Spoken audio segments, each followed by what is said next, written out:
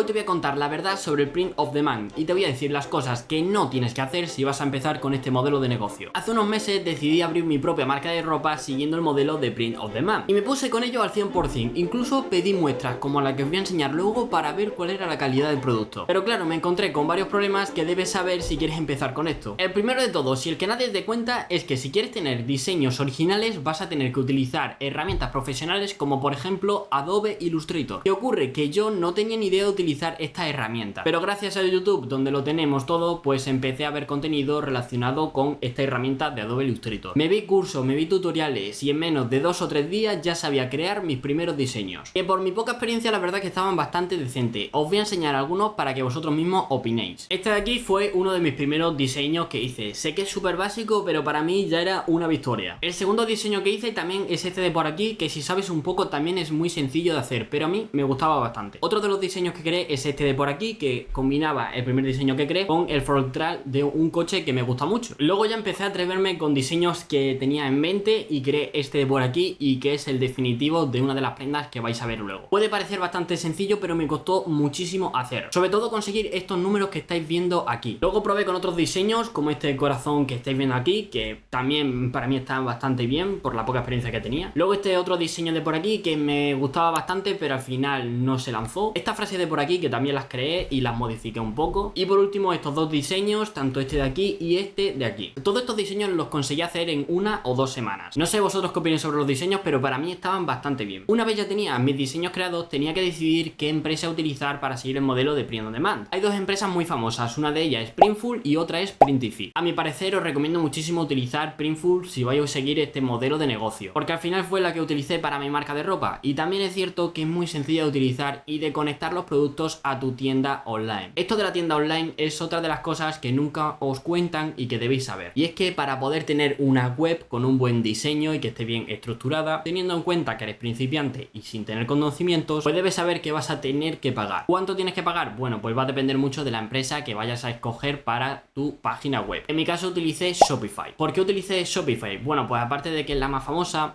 tenía un plan que solo valía 5 euros al mes y que estaba adecuado a lo que yo quería. Este plan de 5 euros al mes sí es verdad que tiene muchísimas ventajas, pero tiene un inconveniente, y es que tu página web solo va a tener una sola página. O sea, imagina abrir cualquier página web de una tienda y que directamente te aparezcan todos sus productos. Yo elegí este plan porque no iba a tener muchos más productos y no me rentaba pagar más. Os voy a enseñar cómo quedaba la tienda para que veáis a lo que me estoy refiriendo. Esta de por aquí, como estáis viendo, era mi tienda. Lo he sacado de un vídeo que ya había creado porque ya no puedo entrar en la tienda porque está cerrada. Como estáis viendo, directamente nos aparecen los productos que tenía. En este caso solo tenía subidas 2 sudaderas, que es esta de la izquierda con club y un corazón, y luego el otro diseño que os he enseñado. Sí es cierto que un mes después de abrir la tienda y de tener más diseños, subí un montón de productos más, un montón de camisetas y un montón de sudaderas. O sea, al final, aunque solo sea una página, estaba bastante llena de productos. Pero bueno, así os podéis hacer una idea de cómo era mi página web. Además estaba bastante bien porque tú entrabas dentro del producto y tenías varias fotos que hice yo con los mockups. También añadía a cada página un poquito de descripción y la guía de tallas. Otra de las cosas que no te cuentan relacionado con la página web es el tema del dominio y del hosting, que en un principio tampoco es necesario, pero después sí, ya que por ejemplo el dominio que te da Shopify de manera gratuita es el nombre de la tienda y luego myshopify.com. Si tú quieres cambiar el dominio, como por ejemplo poner imperatorclub.es o